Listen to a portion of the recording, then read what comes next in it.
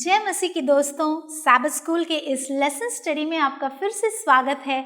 हम पाठ 11 पढ़ते आ रहे हैं और आज हम बुधवार का यह भाग हम अध्ययन करेंगे जिसका शीर्षक है अपने मनों को कठोर न करो। अपने मनों को कठोर न करो, जो कि इब्रानियों के 4 चैप्टर में 4 to 7 वर्सेस के आधारित यह आज का अध्ययन हम देखेंगे।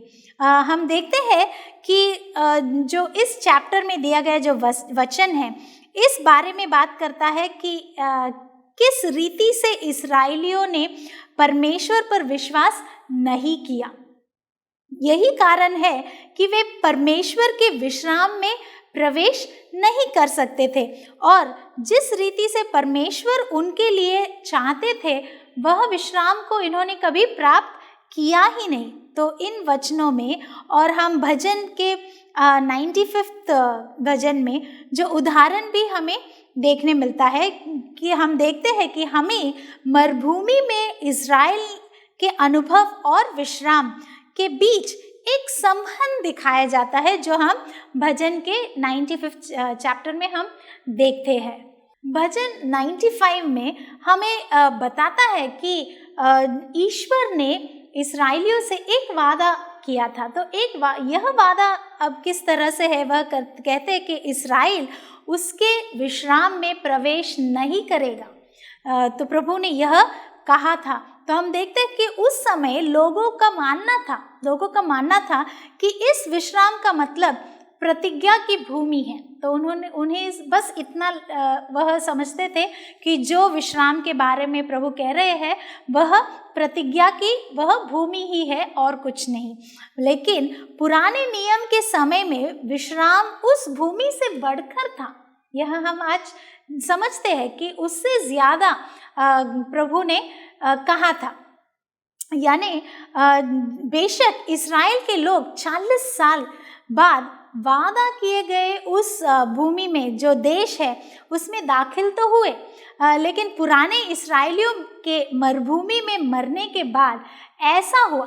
कब हुआ? जब पुराने इस्राएल जो मरुभूमि में मर जाते हैं उसके बाद ही वह उस प्रतिज्ञा की भूमि में वह जाते हैं, एंटर करते हैं, है ना। क्योंकि हम देखते हैं कि ऐसा क्यों हुआ, क्योंकि परमेश्वर पर उन्हें विश्राम देने के लिए भरोसा ही नहीं था। उन्होंने ऐसा क्यों जो प्रभु हमसे वादा करते हैं क्या वह उसे निभा नहीं सकते। लोग जो इस्राएली लोग थे उन्होंने प्रभु पर विश्वास ही नहीं किया, इसलिए उनके मृत्यु के बाद ही इस बताए गए इस भूमि में वह प्रतिज्ञा की भूमि में आते हैं। तो हम देखते हैं कि तो अब जो पुराने लोग हैं वो तो मर गए, अब नया समूह जो यंगस्टर्स है, एक नया समूह बनता है। और हम देखते हैं कि तब मरुभूमि में इस्राएलियों का एक नया समूह पैदा होता है और इस नए समूह ने आज्ञाकारी जो बहुत ही ओबीडियंट या जो कुछ भी प्रभु कहते हैं उसे प्राप्त करके उसे विश्वास करने वाले इस्राएली के जगह वह ले लेते हैं। वह एक अच्छी स्थान वह ले लेते हैं। जिनकी मृत्यु हो गई थी तो उनकी जगह यह नया समूह ले लेता है। जो छोटे इस्राएलियों ने प्रतिज्ञा किए हुए देश में प्रवेश किया और वहाँ रहने लगे। तो हम देखते हैं कि लेकिन यह सुनने में तो अच्छा लगता है कि उन्होंने उनकी जगह ली और वह प्रभु को मानते थे, विश्वास करने लगते हैं। लेकिन जैसे जैसे समय बीतता गया, जैसे हर एक की ज़िंदगी में होता है, जैसे समय बीतता है हमारे में बहुत सारे बदलाव आते हैं। तो इन इस्राएलियों में भी, इस नए समूह के इस्राएलियों में भी बदलाव आने लगे और भविष्य के बच्चों को यह अनुभव नहीं था कि यीशु उनका उद्धार करता है।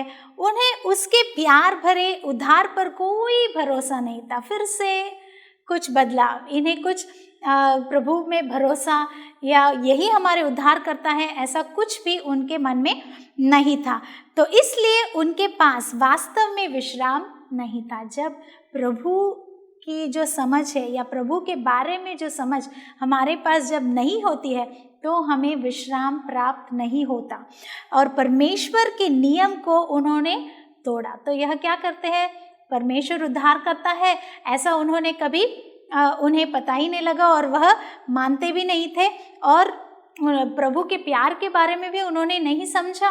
तो इस कारण से वह क्या करते हैं? नियमों को तोड़ने लगते हैं, वह नियमों को तोड़ते हैं। उनकी अवज्ञा से पता चला कि उन्हें परमेश्वर पर भरोसा नहीं था। जब हमें भरोसा होता है तब हम ओबे करते हैं, लेकिन जब भरोसा ही नहीं तो हम ओबे नहीं करते। तो यहाँ पर इन्होंने नियमों को तोड़ा क्योंकि उनके पास क्या नहीं था? भरोसा नहीं था। तो हम इब्रानी के 4th chapter 6th verse में देखते हैं कि परमेश्वर के लोग उसके विश्राम की प्रतिज्ञा के बारे में जानते थे, लेकिन उन्होंने उसके विश्राम में प्रवेश नहीं किया क्योंकि वे परमेश्वर को नहीं मानते थे। ऐसा नहीं कि उन्हें पता नहीं था, उन्हें सब कुछ पता था, लेकिन उन्होंने उसे कभी माना ही नहीं, इसलिए उन्होंने उसे कभी प्राप्त किया ही नहीं।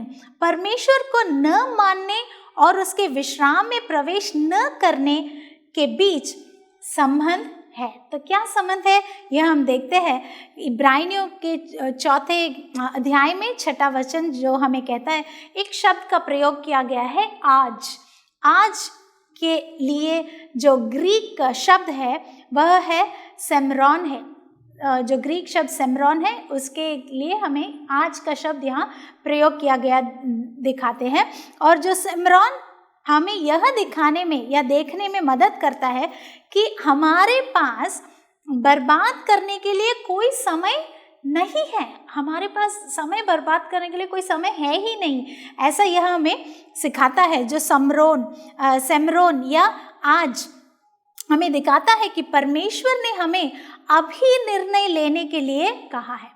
तो मैं कल डिसीजन ले लूँगा, परसों ले लूँगा, या कुछ सालों बाद, कुछ महीनों बाद मैं यह डिसीजन लूँगा, ऐसा नहीं। हमें टाइम वेस्ट करने के लिए टाइम ही नहीं है, हमें वक्त बर्बाद करने के लिए कोई वक्त बचा ही नहीं। तो जो कोई भी निर्णय, जो कोई भी डिसीजन हमें प्रभु में लेना है वह आज लेना है, इसलिए यह आज शब्द का यहाँ प्रयोग किया गया है। तो हम देखते हैं कि अगर हम वास्तव में विश्राम चाहते हैं तो हमें आज परमेश्वर को जवाब देना चाहिए।